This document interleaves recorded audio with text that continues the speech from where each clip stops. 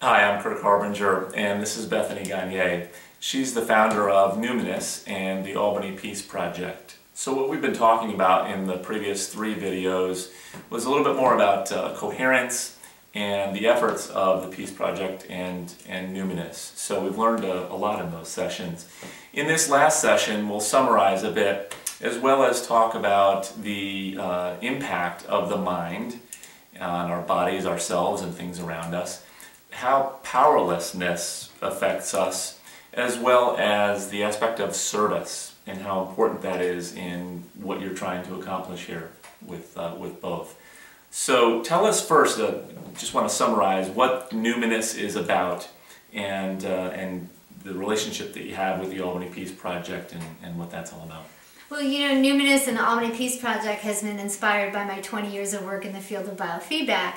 And in biofeedback, what you're always observing is the impact of the mind, that the mind has impact. When you think a thought, it's not neutral, okay? And so the idea that in biofeedback, I teach people how to take their mind and focus it like a laser in the body to create change. I mean, that's what we've been doing all month long, right? We've been focusing in the heart to create this reliable, systematic change in the body, and it's repeatable, right? And that's the beauty and the elegance, that when your mind lands in an area and a particular thing, you will get the same result, right?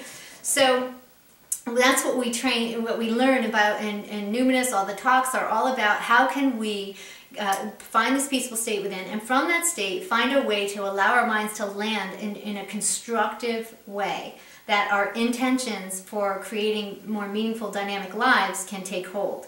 And so that's a lot of all of the training work that we do at Numinous. That's great. And how does the Peace Project relate to that? Well, you know, what happens is when people would learn biofeedback, their confidence increases. So I remember one woman walking in one day and I said, "How you doing?" This is on our 3rd session. She's like, "Oh, I'm doing great." She's like, "My migraines are low, I'm lowering my insulin, I don't know, she's sleeping better." She's like, "Now I'm wondering, what else can I do?" And that's what happens. We get more confident. You start to feel empowered. You start to realize that you have much more ability to manage your life than we've ever been taught. And that sense of self-confidence starts to kind of spread outward. You start to look more in ways that you can step up and do more and impact the world around you. So we really learn that wherever the mind lands, there's an impact. There's the phrase, "What we observe, we disturb." And the Albany Peace Project is really teaching people to be more accountable to where their mind lands. That's great. So not only can it bring more positive intention to something, an object, part of your body, etc., but it sounds like it also opens up doors in many respects too. Yeah, absolutely. As we learn how to do it skillfully, we can have more of an impact. You know, one example I always like to give people is, you know, when you ever find yourself at a traffic light, and you know, you're at a traffic light, and then all of a sudden, you know, you find your head slowly turning, and what happens, right? You know what I'm going to say? You find your head slowly turning, and what happens? They are looking at you. Yeah. All of a sudden, you abruptly find yourself looking eye to eye with someone who's been staring at you, right? Well, there's actually a lot of research on this, that whatever we observe, we disturb. That wherever your mind lands, there's an impact, and on a very deep level, we feel someone's consciousness piercing our consciousness, and we can feel that almost intrude, you know, that kind of thing. So the idea that when we become more responsible for this and we start to recognize that we can use this same thing to create healing and growth and renewal and nourishment for others, then you just, especially after we've managed it for ourselves, we just naturally want to share this kind of love and sweetness and healing intentions to the world around us. That's good stuff. So that's the good stuff. Yeah. How about powerlessness? How, you know, we see it every day. Yes. What's the impact, and how can we get around that? Right. Well, you know, recently I was reading the book by Larry Dossey called One Mind, and he spoke at length about the powerlessness that people feel, say, when they're recycling, right? So they're washing out their recyclables, they're putting them in separate containers, they're doing everything they can, but how deep down, you know, we often feel powerless, feeling like this is just a drop in the bucket and we're not really helping the environment, and it just seems like so little and so futile against something so big, right? And how that sense of powerlessness can really start to pervade our lives. It's why it is that understanding that maybe there is research that suggests that we can all step up in a way and not feel so powerless. How many times do you watch the news and you just go into, you know, the world's going to hell in a handbasket and there's nothing I can do about it, right? and how could we not feel that way, right? But what I'm so passionate about, and what the team, Albany Peace Project team, why we're working so hard, is to gain awareness that there is this research out there that suggests that when we vote with our heart, there is this impact, that we can influence the world around us. It's seen much clearer in the plant prayer research, right? So when intentions are sent to plants or to seeds, the plants grow taller and the seeds yield more. And I always say, you know, you get better results praying for your plant than praying for your spouse, right? Because the plant's not going to argue with you. The plant's not going to sit there and say, well, I'd really like to grow taller, but, you know, my mom had brown spots and my dad wilted, so there's just no possible way I can grow taller, right? A plant's never, ever going to do that. A plant's going to say, oh, you're calling me to the highest and best within me? Okay, I'm going to grow taller, right? So the idea that we could vote with our hearts is something that, again, I've seen it for 20 years inside the body. The prayer research on plants suggests that when we vote, you know, we set a peaceful healing intention to a plant, it makes a difference. Well, what if? Could we get enough of us to do the dosage effect, to have enough of us to have the highest dosage of voting for peace all together, singing that, you know, hitting that one note for peace? Could we possibly feel empowered and feel as though we too can vote with our heart and it will make a difference? And that is what drives all of this work, to gain enough people skilled in this skill to be able to vote with their heart so that we can have it register and then inspire other cities to do the same. Amazing.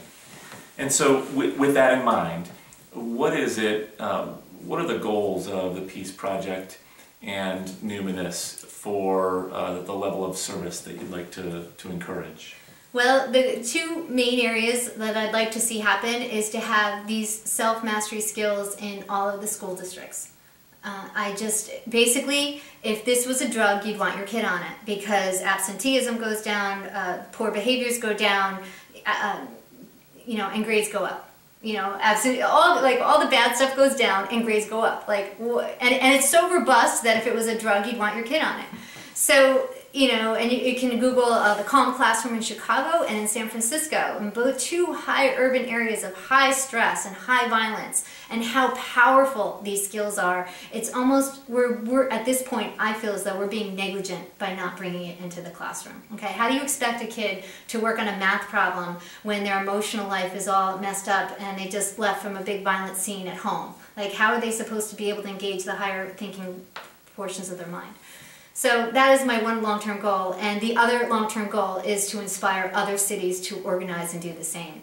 Because in science, things need to be replicated and duplicated, and certainly we are standing on we're standing on other research, but we need so much more to really bring this point home, so that the next generation will have these breadcrumbs to follow, and they will have some template to work with, and we can't just wait for the experts to take hold. We can't just wait for somebody else to take care of it. This is a way that we can become empowered, that we can feel as though our vote matters, and by coming together and us working together to create this environment where our vote can be measured, you know, that we need that. We need more of that. Absolutely.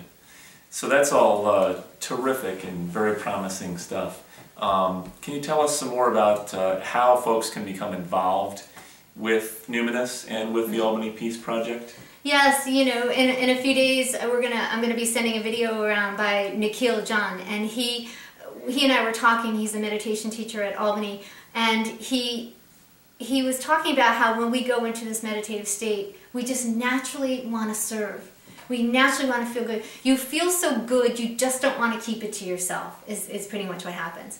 And so the idea that this upcoming year, if you've noticed that you've been feeling more fabulous because you've been doing this every day, because it's what happens when you do the work, it works. So if you want to keep the feeling going, then really we talked about how to sustain that is really through service. Because when we go into these meditative states, we have a natural urge to serve. And unless we kind of really allow ourselves to continue to be in that space of service, then these good feelings will often diminish. So service is a way to sustain it, and I can't imagine a better group of people to hang with to help sustain the good feelings than the Albany Peace Project team, because we all just feed off of each other's good vibes and we have a lot of fun. That's great. I think that summarizes the effort very well. Exactly, it's the result of it all, yeah. Yeah, what we want from this. So other specific things that folks can get involved with, things that, aspects of your effort that need some more attention. Well, certainly we could use, if you feel called to serve in this way, we would love to have you. And there are many skill sets we could employ. Specifically, we could use people with social marketing skills. Specifically, we could use some musicians. I'd love to have an Albany Peace Project band or team. And also, we need help with, say, a database. We're gathering a database of the 4 counties and mail merging and things like that. There are so many ways which we could use your efforts, and we would greatly appreciate any efforts that you'd be willing to offer.